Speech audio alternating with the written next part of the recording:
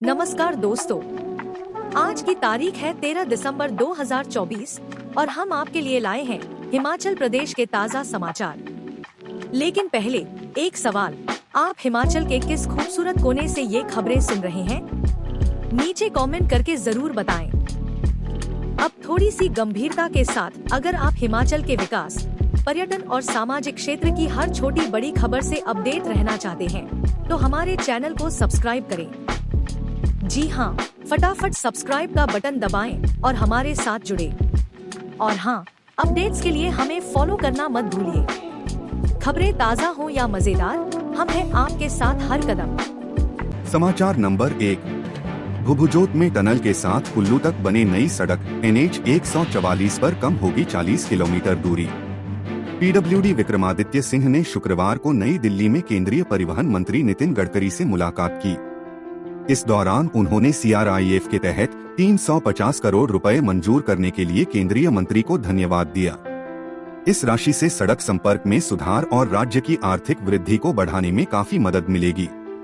विक्रमादित्य ने केंद्रीय पर्यावरण, वन और जलवायु परिवर्तन मंत्रालय द्वारा रोपवे परियोजनाओं को वन मंजूरी से छूट प्रदान करने के लिए मंत्री द्वारा दिए गए समर्थन के लिए भी धन्यवाद दिया। इसके अतिरिक्त विक्रमादित्य सिंह ने नितिन गडकरी से भुभुजोत में सुरंग के साथ घटासनी, शिल्हाबधानी भुभुजोत कुल्लू तक एक वैकल्पिक सड़क के निर्माण का भी अनुरोध किया, जिससे NH 144 पर 40 किलोमीटर की दूरी कम हो जाएगी। उन्होंने कहा कि यह सामरिक महत्व के साथ साथ पर्यटन की दृष्टि से भी काफी महत्वपूर्ण है। इससे कुल्लू आने वाले पर्यटकों को काफी सुविधा होगी। विक्रमादित्य सिंह ने श्री गडकरी से भारत सेतु योजना के तहत प्राथमिकता के आधार पर कांगड़ा और हमीरपुर जिलों को जोड़े वाले बसंतीपत्तन और खीरी के बीच ब्यास नदी पर 125.57 करोड़ रुपए के डबल लेन पुल के निर्माण के लिए मंजूरी प्रदान करने का भी आग्रह किया। उन्होंने कहा कि मुख्यमंत्री ने पिछली बैठक में भी केंद्रीय मंत्री के समक्ष यह मुद्दा उठाया था। उन्होंने मंडी जिला में पंडोशिव सड़क पर ब्यास नदी पर 19.09 करोड़ की लागत से 110 metre span single lane steel truss motorable पुल के निर्माण का भी अनुरोध किया। केंद्रीय मंत्री ने राज्य को हर संभव सहायता का आश्वासन दिया। समाचार नंबर 2। HB न्यूज, हिमाचली ही चला सकेंगे होम स्टे। हिमाचल प्रदेश में सरकार ने होम स्टे पॉलिसी के तहत नए नियमों को मंजूरी प्रदान कर दी है। इसमें कुछ बड़े प्रावधान किए गए हैं, जिसमें होम स्टे संचालकों को राहत भी दी गई है, तो वहीं इन पर शिकंजा भी कस दिया गया है। ऐसे मामले सामने आ रहे थे कि प्रदेश में होम स्टे का कारोबार हिमाचली ही नहीं, बल्कि बाहरी राज्यों के लोग भी कर रहे थे। होम स्टे या B&B के नाम पर यहाँ एक बड़ा धंधा चल रहा था, लेकिन इससे सरकार को कोई फायदा नहीं मिल पा रहा था। ऐसे में सरकार ने अपनी पॉलिसी के तहत नए नियमों को यहाँ पर लागू करने का निर्णय लिया है। गुरुवार को मंत्रिमंडल की बैठक में कैबिनेट सब कमेटी की सिफारिशों को मानते हुए सरकार ने नई होम स्टे पॉलिसी को मंजूरी प्रदान की है। इसमें साफ कर दिया गया है कि केवल हिमाचली लोगों को ही होम स्टे चलाने की परमिशन मिलेगी। व्यक्ति बोनाफाइड हिमाचली होना चाहिए, जिसके नाम पर ही पंजीकरण हो सकेगा। शहरी व ग्रामीण क्षेत्रों को इसमें 2 कैटेगरी में बांटा गया है।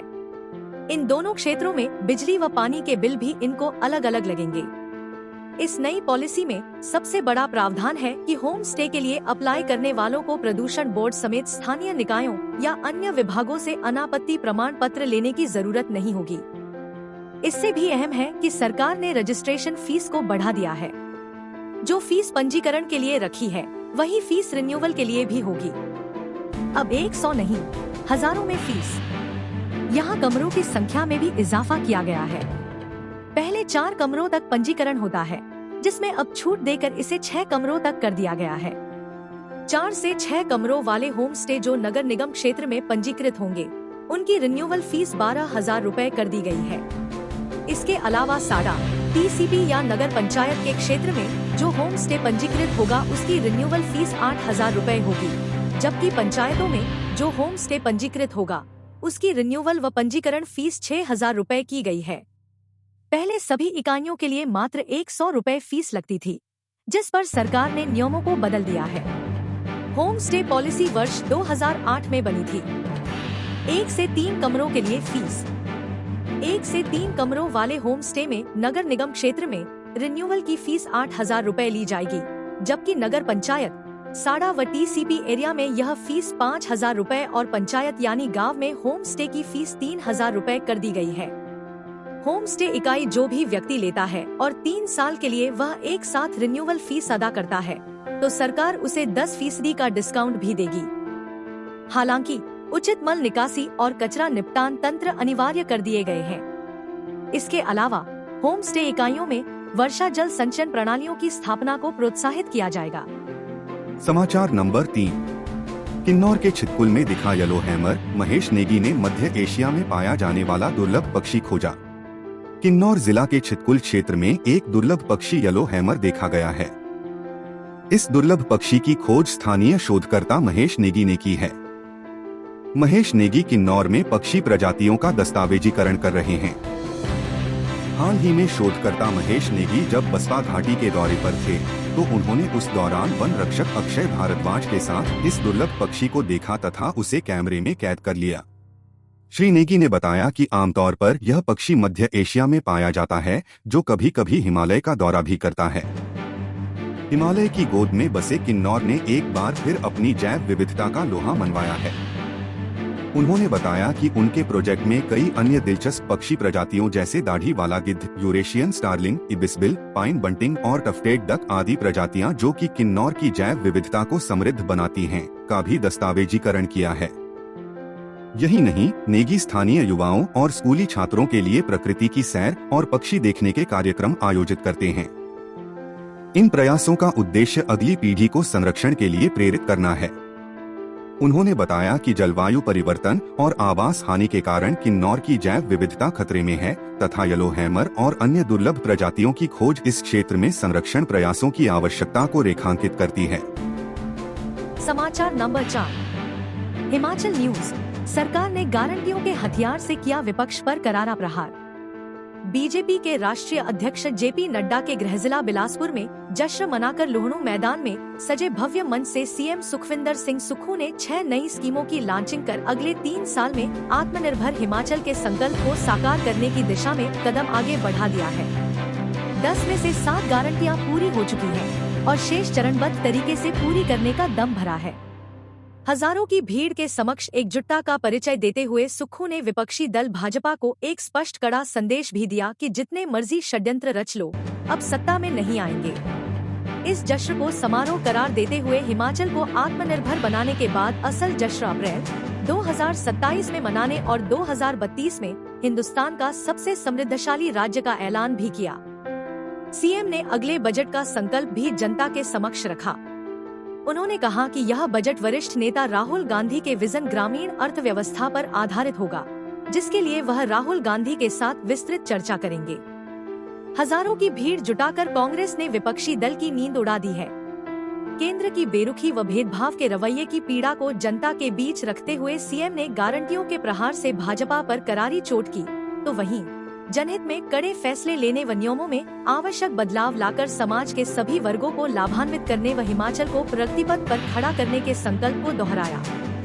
इससे पहले राज्य प्रभारी राजीव शुक्ला व डिप्टी सीएम मुकेश अग्निहोत्री समेत अन्य वक्ताओं ने भाजपा को लपेटने में कोई कमी शेष नहीं छोड़ी। सरकार की उपलब्धियां। मंच से 6 नई स्कीमों की लॉन्चिंग कर रोजगार स्वरोजगार की दिशा में उठाए गए कदमों से जनता को अवगत करवाया गया और गरीब, विधवाओं, निराश्रितों व दिव्यांगों के कल्याणार्थ शुरू की गई स्कीमों पर भी जनता का ध्यान आकर्षित किया।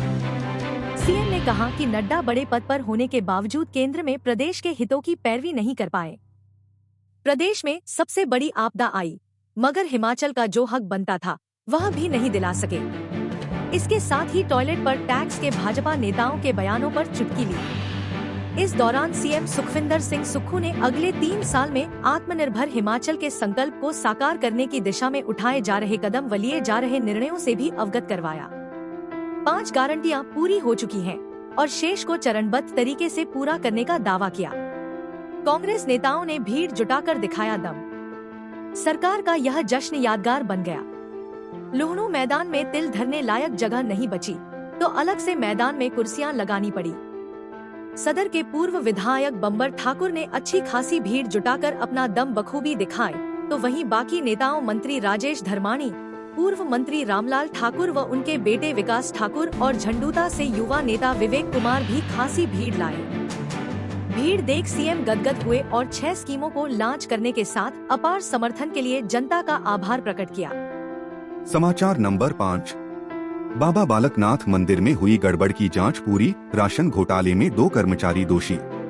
उत्तरी भारत के प्रसिद्ध सिद्धपीठ बाबा बालकनाथ मंदिर में हुए राशन घोटाले की जांच पूरी हो गई है। लगातार चली जांच के बाद व तमाम तथ्यों को जांचने के उपरांत 2 कर्मचारियों को दोषी पाया गया है।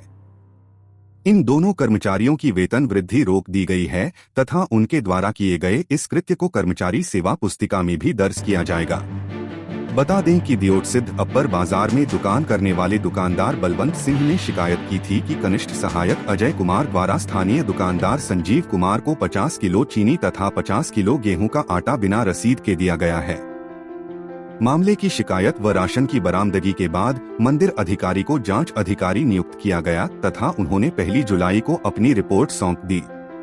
इसके बाद तहसीलदार बड़सर धर्मपाल नेगी को जांच अधिकारी बनाया गया तथा उन्होंने 12 जुलाई को अपनी जांच रिपोर्ट पेश की। जांच रिपोर्ट में साफ तौर पर कर्मचारियों को दोषी पाया गया है। सबूतों की जांच करने के बाद इस सारे मामले में अजय कुमार कनिष्ठ सहायक तथा कैंटीन हेल्पर पवन कुमार दोषी पाए गए हैं। अजय कुमार की संलिप्तता तथा पवन कुमार की मदद से उक्त सारे घोटाले को अंजाम दिया गया। हालांकि इसके बाद आरोपियों को अपना पक्ष रखने का मौका दिया गया, लेकिन वह संतोषजनक उत्तर नहीं दे पाए। बाबा बालकनाथ मंदिर कर्मचारी सेवा नियम 2001 के नियम 29 के अंतर्गत आरोपियों के खिलाफ अब अनुशासनात्मक कार्रवाई की गई है। कार्रवाई के तौर पर इनकी 2 वर्ष की वेतन वृद्धि रोक दी गई है तथा इन पर लगाए गए दंड को कर्मचारी सेवा पुस्तिका में भी दर्ज किया गया है। वहीं एसडीएम बड़सर राजेंद्र गौतम ने बताया कि 2 कर्मचारियों को दोषी पाया गया है तथा दंड के तौर पर 2 वर्षों तक उनकी वेतन वृद्धि रोक दी गई है। समाचार नंबर 6। पंचेनलामा को नेपाल भेजने का टीवाईसी ने किया विरोध। चीन अपने घोषित पंचेनलामा को चोरी छिपे से नेपाल भेजने की फिराक में था। हालांकि चीन की ओर से घोषित किए गए पंचेनलामा का तिब्बत व तिब्बती धर्मगुरु की ओर से कोई मान्यता प्रदान नहीं की गई है। ऐसे में चीन ने तिब्बती धर्मगुरु दलाई लामा की प्रतिष्ठा को ठेस पहुंचाने की ओर कोशिश की है। वहीं इस मामले पर तिब्बतियन यूथ कांग्रेस टीवाईसी ने चीन की ओछी हरकत पर कड़ा आक्रोश जताया है। टीवाईसी ने तिब्बतियों के धार्मिक मामलों में चीन के हस्तक्षेप का कड़ा विरोध करते हुए उसे अपनी हदों में रहने की बात कही है। धर्मशाला के मकलोडगंज में तिब्बती युवा कांग्रेस के तिब्बती कार्यकर्ता तेंजिन चोके और टीवाईसी के उपाध्यक्ष ताशी थारग्याल ने एक प्रेस कॉन्फ्रेंस को संबोधित करते हुए कहा, तिब्बती युवा कांग्रेस चीन द्वारा नियुक्त पंचेन लामा ग्यालत से नोरबू को नेपाल भेजने की चीन की योजना की हालिया खबरों से बेहद चिंतित है। निर्वासन में रहे तिब्बती शरणार्थी चीन की कोशिशों का कड़ा विरोध किया है। समाचार नंबर 7। प्रदेश में 7 कॉलेजों को मिलेगा अवार्ड, स्कूलों की तर्ज पर व्यवस्था, वित्तीय लाभ नहीं, सिर्फ सर्टिफिकेट मिलेंगे। प्रदेश के कॉलेजों में स्कूलों की तर्ज पर शिक्षकों को अवार्ड मिलेंगे। प्रदेश कैबिनेट ने 7 कॉलेज टीचर को अवार्ड देने के फैसले को मंजूरी दी है। नए सत्र से यह व्यवस्था लागू हो जाएगी। इसमें तय किया गया है कि अवार्ड पाने वाले शिक्षकों को कोई वित्तीय लाभ नहीं बल्कि सर्टिफिकेट दिए जाएंगे। शैक्षणिक सत्र 2025 से 26 से स्कूल शिक्षकों की तर्ज पर पहली बार कॉलेज प्रवक्ताओं को भी राज्य स्तरीय शिक्षक पुरस्कार से सम्मानित किया जाएगा। इसमें कॉलेजों के 5 प्रवक्ताओं और 2 प्रिंसिपलों को राज्य स्तरीय शिक्षक पुरस्कार देने की सिफारिश की गई है। इसमें तय किया गया है कि बीते 5 साल की एसीआर में वेरी गुड प्राप्त करने वाले प्रवक्ता और 2 वर्ष की एसीआर में वेरी गुड प्राप्त करने वाले प्रिंसिपल ही आवेदन करने के लिए पात्र होंगे। वहीं यूजी पीजी में पढ़ाने और प्रिंसिपल के लिए 2 वर्ष की नियमित सेवा अनिवार्य की है। आवेदन ऑनलाइन ही लिए जाएंगे। पुरस्कार के तौर पर नकद राशि नहीं दी जाएगी। विज्ञापन, शॉल, टोपी और प्रमाण पत्र देकर प्रवक्ताओं और प्रिंसिपलों को सम्मानित किया जाएगा।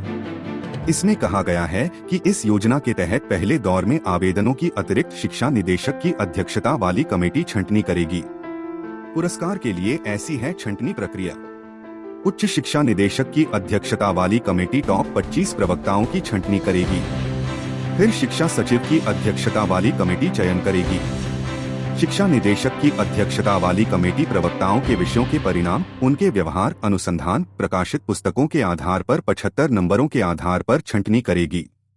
अंतिम चयन 100 नंबरों के आधार पर किया जाएगा। इसके तहत साक्षात्कार लेने का प्रावधान भी रखा है। समाचार नंबर 8। शूलिनी यूनिवर्सिटी को silver rating, online learning ranking में विश्व स्तर पर पाया 25वां स्थान। शूलिनी यूनिवर्सिटी ने Times higher education (THE) online learning ranking (OLR) 2024 में प्रतिष्ठित सिल्वर रेटिंग हासिल करके एक उल्लेखनीय उपलब्धि हासिल की है। इस मान्यता ने शूलिनी विश्वविद्यालय को ऑनलाइन शिक्षा के लिए विश्व स्तर पर शीर्ष 25 संस्थानों में शामिल कर दिया है और 11 विश्वविद्यालयों के चुनिंदा समूह में से एक को उनके मजबूत प्रदर्शन और उल्लेखनीय उपलब्धियों के लिए सिल्वर रेटिंग से सम्मानित किया गया है। OLR 2024 ऑनलाइन शिक्षा की गुणवत्ता का आकलन करने वाली पहली वैश्विक पहल है, जिसने संस्थानों को 4 स्तरों में वर्गीकृत किया है। वैश्विक नेताओं के लिए स्वर्ण, मजबूत प्रदर्शन करने वालों के लिए रजत, विकासशील संस्थानों के लिए कांस्य और रैंकिंग मानदंडों को पूरा नहीं करने वाले प्रतिभागियों के लिए रिपोर्टर का दर्जा। शूलिनी विश्वविद्यालय के अध्यक्ष प्रो आशीष खोसला ने कहा कि हमारी नवीन शिक्षण सुविधाओं और गुणवत्तापूर्ण शिक्षा के प्रति प्रतिबद्धता ने वैश्विक मंच पर अलग खड़ा किया है।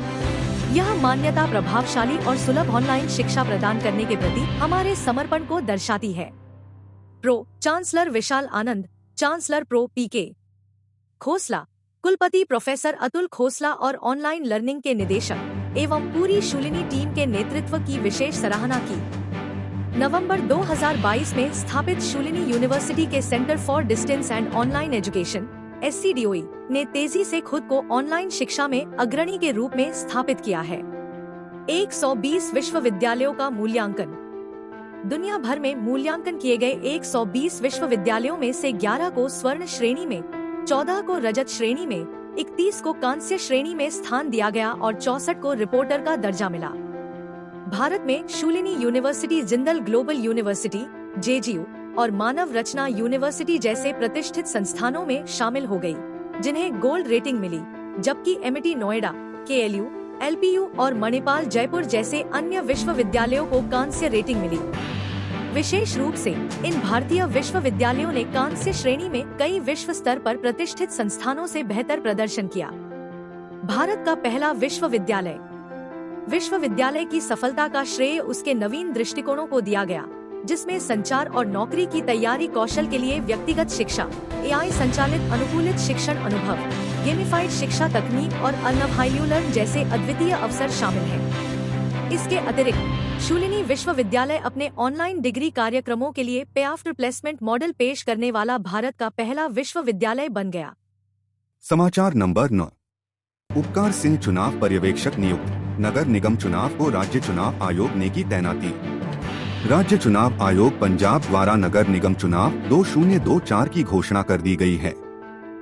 उपकार सिंह IAS विशेष सचिव राजस्व को चुनाव के महत्वपूर्ण कार्य को ध्यान में रखते हुए सकरात राज्य चुनाव आयोग पंजाब द्वारा जिला फिरोजपुर में चुनाव पर्यवेक्षक नियुक्त किया गया है। यह जानकारी जिला चुनाव अधिकारी cum deputy commissioner Ferozepur Deepshikha Sharma ने दी। उन्होंने कहा कि चुनाव संबंधी कोई भी शिकायत माननीय पर्यवेक्षक से सर्किट हाउस फिरोजपुर में प्रातः 11:00 बजे से सायं 04:00 बजे तक मिल सकती है। इसके अलावा हिमांशु कुक्कर जिला खाद्य नागरिक आपूर्ति नियंत्रक फिरोजपुर को संपर्क अधिकारी नियुक्त किया गया है। वहीं दूसरी ओर आम आदमी पार्टी की ओर से फिरोजपुर शहर विधायक रणबीर सिंह भुल्लर की मौजूदगी में वार्ड नंबर 15 और 32 से चेतना और राम स्वरूप ने अपना नामांकन दाखिल किया। पंजाब राज्य चुनाव आयोग द्वारा घोषित चुनाव कार्यक्रम के अनुसार फिरोजपुर नगर परिषद के वार्ड नंबर 15 महिला और वार्ड नंबर 32 SC का चुनाव 21 दिसंबर को हो रहा है, जिसके तहत विधायक फिरोजपुर शहरी रणबीर सिंह भुल्लर की उपस्थिति में फिरोजपुर शहर के वार्ड नंबर 15 से चेतना और वार्ड नंबर 32 से राम स्वरूप ने नगर निगम चुनाव के लिए आम आदमी पार्टी के उम्मीदवार के रूप में अपना नामांकन पत्र दाखिल किया।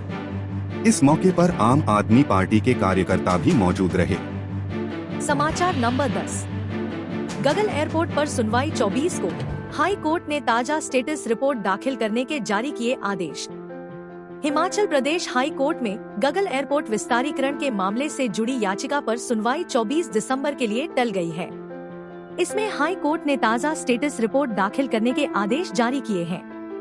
न्यायाधीश संदीप शर्मा ने सुनवाई के दौरान पाया था कि इस मामले में वन भूमि का तबादला करने से जुड़ी स्वीकृति केंद्र सरकार के पास लंबित है। हवाई अड्डे के विस्तार का मामला भी प्रोजेक्ट स्क्रीनिंग कमेटी के पास लंबित है।